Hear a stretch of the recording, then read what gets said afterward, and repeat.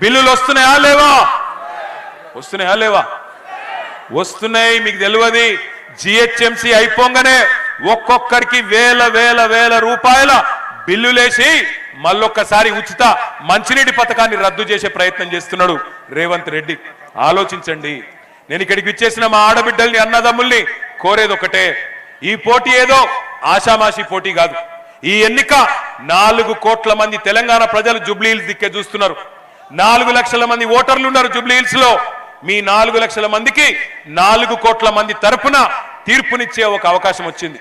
10 ఏళ్ల అభివృద్ధికి 2 ఏళ్ల అరాచకానికి మధ్యన జరుగుతున్న పోటీ ఇది.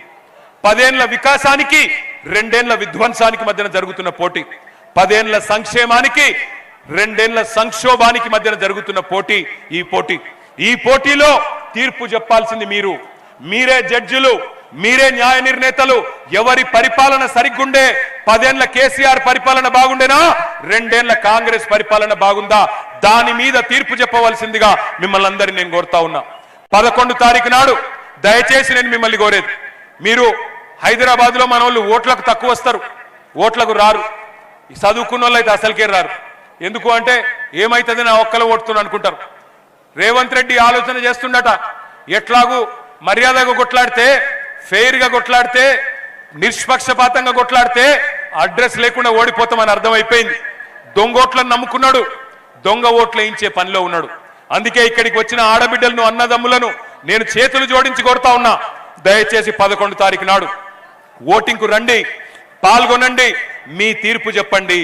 10 ఏళ్ల కేసీఆర్ పరిపాలన బాగుండేనా లేదా 2 ఏళ్ల కాంగ్రెస్ పరిపాలన బాగుందా ఆలోచన చేయండి.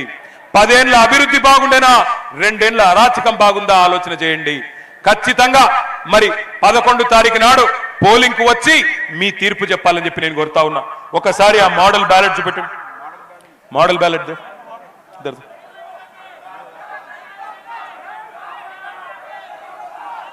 ఇగో బ్యాలెట్ ఇట్లా ఉంటది. 4 డబ్బాలు ఉన్నాయి.